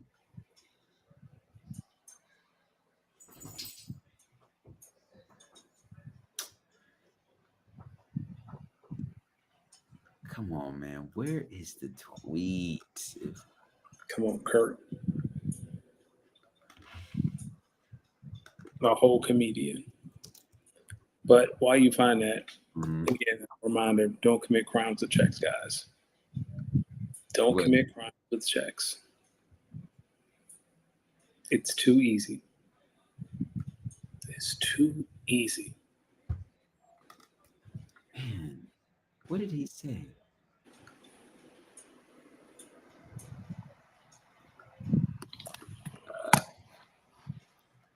Oh, here we go. So he said, I am a Christian who would rather sit at a table with a Muslim brother than ban him from a home that wasn't originally mine. Somebody replied and said, I trust you'll be leaving your doors unlocked tonight. Oh, and your brothers want to know if you have a daughter. He said, yes, I have a daughter and the ability to protect her. Please come so I can have a reason to introduce you to it in Jesus' name. And then the other one was someone asking something crazy. He said, so my black brother, with blood still wet on the streets, this is the conversations you can pull from your heart to ask me. Listen, man, that's all it is. That's all Malice's raps be. Oh, that's funny. Tyrese Halliburton got engaged. Congratulations. Billy Donovan got an extension. Congratulations. Insane. Who do you think will win more games? Pacers with no Halliburton or new look Chicago Bulls team with Billy Donovan there for another 3 years? Push. I think they'll both be right, which is pathetic for the Bulls. I think they'll both be fighting for a play-in spot. So Coach Prime, he was away from the team. He had a tumor. Yeah. I think he said he'll be ready to go though for the season. Like he'll be there coaching for the season. Like he's back. He will be. Yeah. I'm glad he's okay. I'm glad the cancer's been removed. The story is Carucci Tran in the hospital crying while he goes back for his procedure. Carucci. See, why y'all so messy? What are we doing here? I'm just saying. He brought Brittany Renner up there. What are we talking about? And he a married man. Why is Carucci in the hospital crying? Because she loved Prime. I love Prime too. You be in there crying. Did you see what Antonio Brown tweeted? What did he tweet? He said, he ain't got no kidney, he ain't got no toes. What you doing? No, I'm not laughing at that. I am. I'm not laughing at that. That's funny. That's funny though. That's funny. In the W, my girl Cameron Brink is finally returning to the court tonight, 10:00 Eastern against the Aces. Me and my fellow Spark fans, we will be watching. Where you guys at? I meant to look this up the other day. Where you guys at in the standings? Because you playoff push. I think you're on the outside looking in. Near the bottom. Yeah. So you're 10th. Oh yeah. Oh yeah. And you've won what? Okay. You ain't won a lot. You've won 5 in a row. And Cameron Brink coming back. Oh yeah. Playoff time. That's what I've been waiting for. How big of an impact do you think she's going to have? Oh, she's your defensive anchor. She gets boards. But I think they're probably going to take a little time to ramp her up, though. I mean, she's been ramping up this whole time. She tore her ACL, May of last year? 14 months ago? I feel you. I'm taking some time too. Oh, she said that. She was like, "Anybody gonna rush me to get back on the floor?" But she's back. I think there's a reason she's coming up. She's coming back against the Aces. I think she's ready to go. I'm excited for the Sparks. Me too. Like, now you don't have to play small. Now you can play big. Now you have a front court with De'Erica Hamby and Cameron Brink. That's them some hitters. You think they can get in the offs? You say what? You think can they get in the offs? I don't know what that means. Playoffs. Oh yeah. I think they can. I think they can fight for one of the last spots. 100%. We still got a little bit under half the season to go. You got all of August and half of September. So you got about 6 weeks. Yeah. I think they can do it. Okay. Hold on. I think it's SummerSlam this weekend. Yeah, SummerSlam is this weekend. Okay, that's what I figured. Before we go, a man pleaded guilty to stalking Caitlin Clark. Any thoughts there? What you put in the notes? Jail. Straight to jail. Yeah. Listen, you're a sick man, and not because you're stalking someone, but you know what? Wrestling. Okay. Listen, I think it was right after we got off the air, or maybe the next day, that the legendary, the icon, the immortal Hulk Hogan passed away. Mm-hmm. Moment of silence, real quick, for Hulk Hogan. Don't put the camera on Dominic Mysterio. Why do you say that? Did you see? Go see if you can find that screenshot of Dominic Mysterio during that 10-bell salute last night. Just go on Twitter and search Dominic Mysterio. Where is he looking at?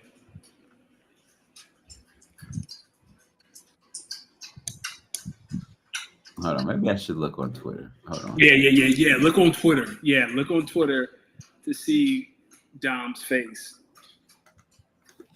Yeah, and Ozzy Osbourne died. A whole lot of celebrities died this week. And yeah.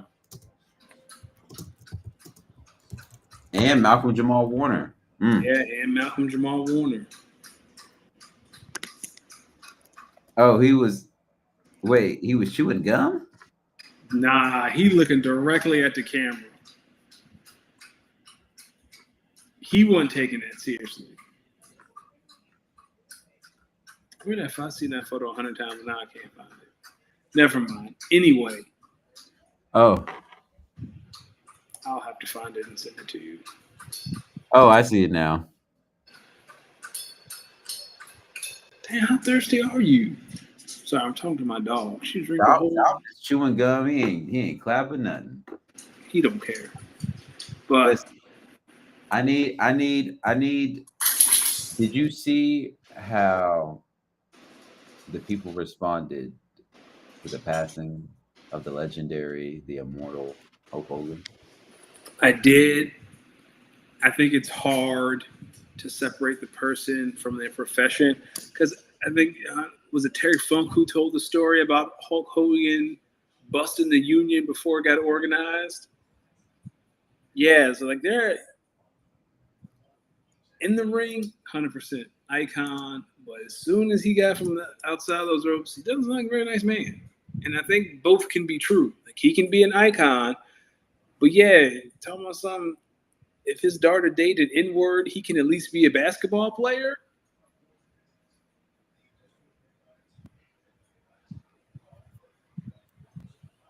You rubbing your lips like you want to laugh. Nah. Come on, Hulk. You can't say that. Like, why would you say that, Hulk? It's terrible. And what's that restaurant he had? And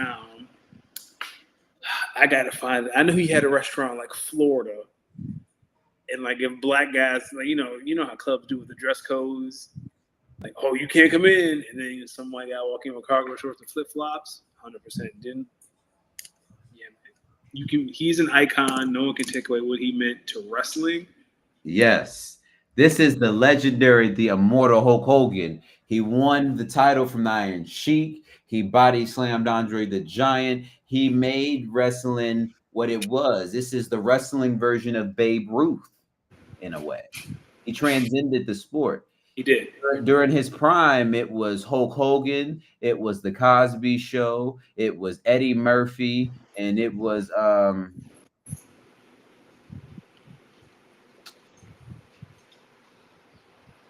They Live in Color. I'm forgetting it. But them was the faces of a lot of things. I'm forgetting who else. Muhammad Ali. Oh yeah. Oh, you're talking about athletes. Yeah, I'm just talking about like the faces of like some of the most popular folks in the country in like the 80s. Hulk was one of them. Everyone knew about saying your prayers and eating your vitamins. Yep. Now, with that being said, I don't think it's fair that I don't think it's necessarily might have been Michael Jackson, yes. Yeah, I don't think it's fair necessarily that 2 scrolls after I see the official reporting that Hulk Hogan had passed away, I see a match preview card of Chris Benoit versus Hulk Hogan. So, like, I'm conflicted now because what are we doing? Hello? Question: If it's a cage match in hell, is it Hell in a Cell or just a cage match? Listen, well, I guess down there or wherever it was, it might just be a regular match. So yeah, it's just cage match. No, not even a cage, just a regular match. They all in cages down there. Listen, Terry maybe one thing, but Hulk Hogan was another. And okay, separating the art from the artist. Listen, if you can do it with Kanye West, which most people won't, when Kanye West died, there are going to be a lot of people dancing on his grave. Listen, I said selling the hell. I like that. That's a good name. Wait, selling a hell? Listen, selling the hell. That works. Listen, in honor of the legend, come on, y'all. You better not play that. I'm a real American. Don't you play that shit. Oh, brother, this guy stinks. Somewhere in the afterlife, Hulk Hogan is looking at you like, see, black people do like me. How can I be racist? No, I say that to say, do y'all remember Hulk Hogan's very last appearance in the WWE? It's still one of the funniest things I have ever watched. They booed Hulk Hogan out of the arena. And I haven't heard anything about that beer since. He was there, hey, brother, let me tell you about this beer. Booed him out the arena. Because I got a new business partner, brother. I partnered up with a real American beer. Introduce. Man. They should have never brought him to LA. Because that was the first Netflix Raw. The first Raw on Netflix.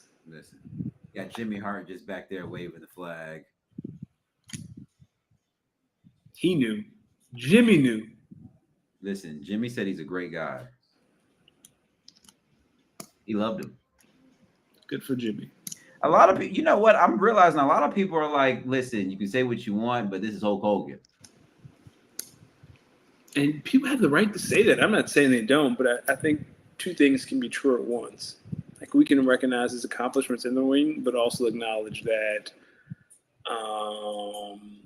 he might have been the best person on the planet. Listen, Bam said what I was going to say. Remember when Hulk Hogan ripped off his shirt at the Republican National Convention last year? Yes. What is Trump been up there doing? Yesterday, I saw a press conference of him talking about windmills and how. Did you see that?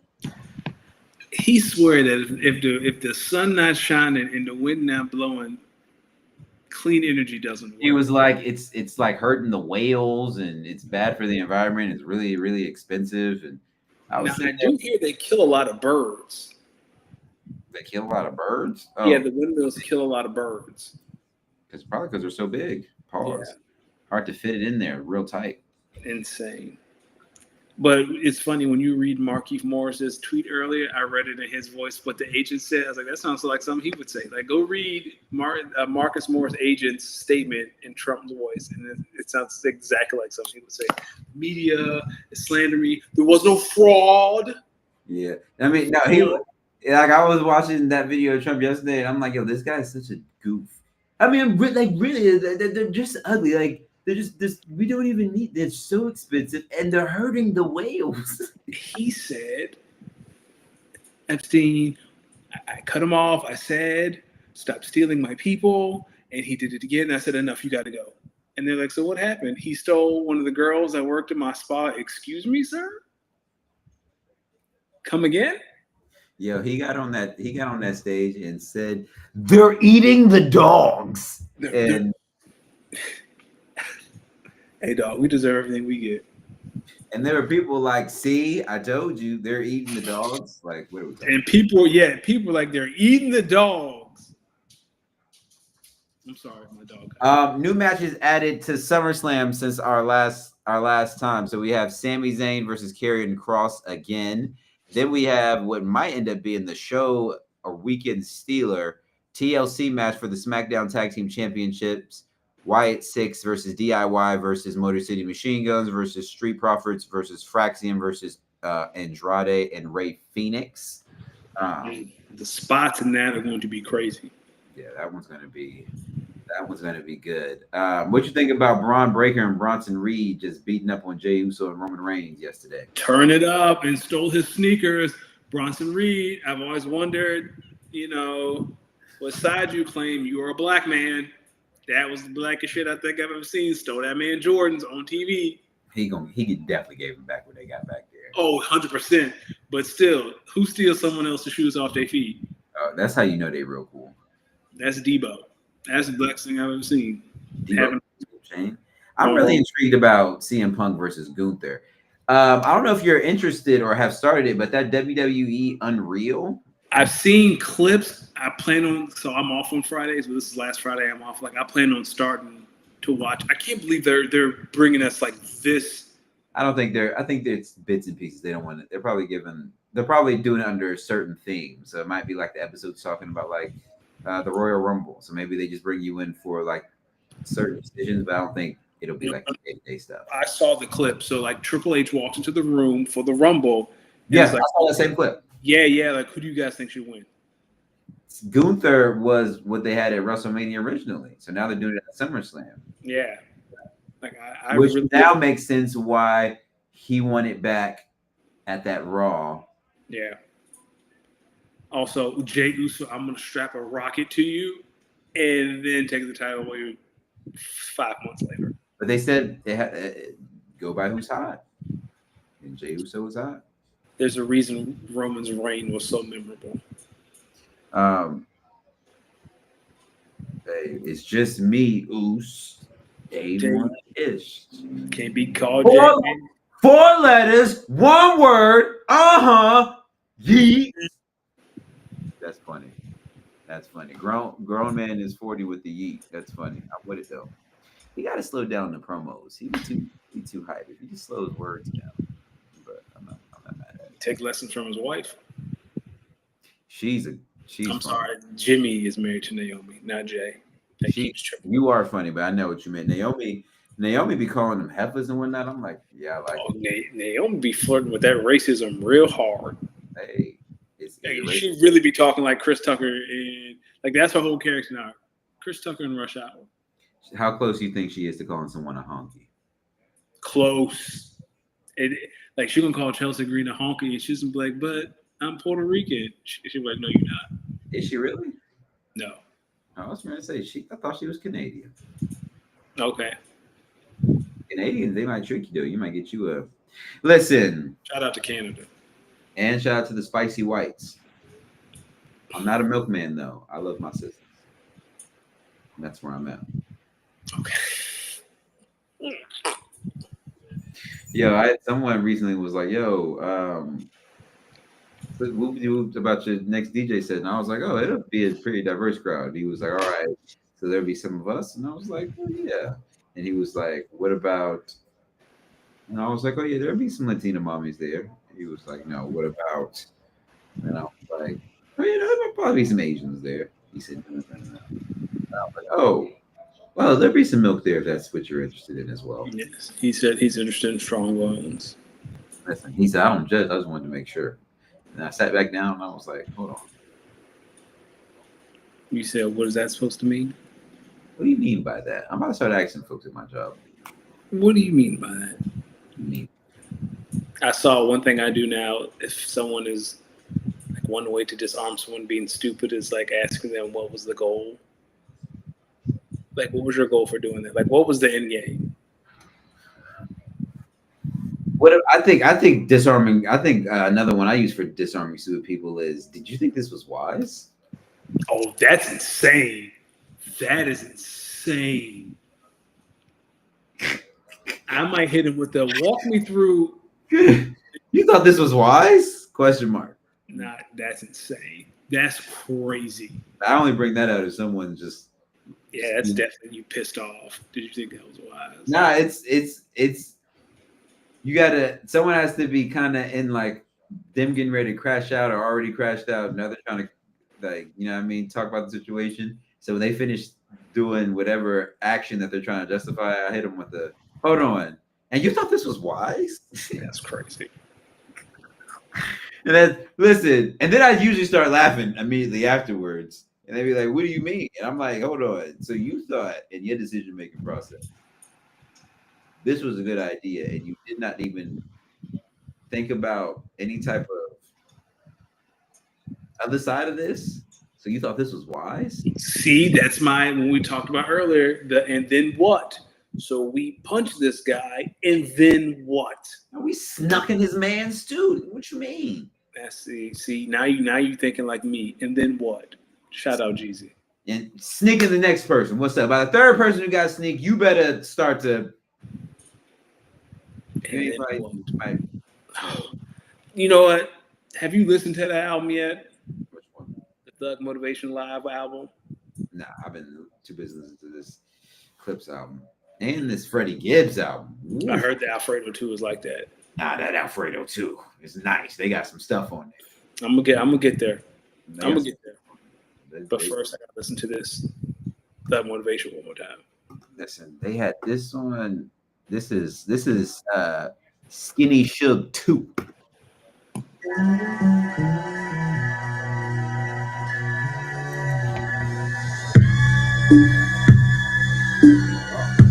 Alchemist don't miss, baby.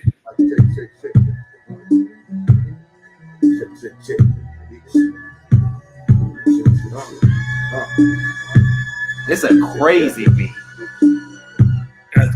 Alchemist don't miss. First piece T Mac, big. I am a nightmare walking, psychopath talking. The last fucking nail in the coffin, the flame on the cross. Black ball head Jesus, I hang on the cross. In the street, crucify me, but I stay bouncing off the last time. Magic wand, she put it in my palm. Ladies and gentlemen, you could have been anywhere in the world, but you chose to be with us here tonight. Please make sure you follow the Speak On It Pod. That is Speak On It _pod on Instagram. Please make sure you also follow us on TikTok as well. If you have any questions heading into training camp or about fantasy, please make sure you speak to us. Email us, speakonitpod14@gmail.com, or hit us on Twitter, tag us. We'll make sure we'll spend some time answering it on the next episode. Danny, let the people know where they can find you, my good man. You can find me at Danny Ocean 41 on the Bird app. I mean, the old Bird app in Blue Sky. I'm watching the Atlanta Golden State game. There's 51 seconds left, and it looks like it's tied. And a fan just threw something on the court. Good times. Catch y'all next week. Bro, this is a crazy beat. I gotta listen to that. I'm gonna listen to that tomorrow at work. Ladies and gentlemen, I like the better music better. Ladies and gentlemen, you can follow me at Los Demix. That's at LOSDEEMIX. The follower count has been going up, which means business is good and people are enjoying the sound, man. Every time I DJ, at least one or two people are asking to follow me. ask you. Just let me know it's a good vibe. It's a good vibe. It's nice to be appreciated. Say that again. It's nice to be appreciated. Listen, nice to be appreciated, and I mean it's nice to do something that you're good at. You know what I mean? So Getting paid for it. they tried to stop it though. All right, Hamilton Tiger Cats, 5 straight wins. Shout out to the Hamilton Tiger Cats. All right, ladies and gentlemen, we'll catch y'all next Tuesday. Keep your fingers to yourselves at Yankees games. Keep your hands to yourself in front of baseball cameras or concert cameras. Keep your kisses to yourself in workplace meetings. Don't commit crimes with checks. And if you know you didn't have relations with that woman, then take a page out of Hove's book. Don't take that paternity test. We'll see y'all next Tuesday. Y'all have a great weekend. Shout out Kyle. Shout out Jamie. Shout out Bam. We'll see y'all next week. This is the owner of the Las Vegas Horn Ducks. We'll be back next week. Y'all have a great week. Peace.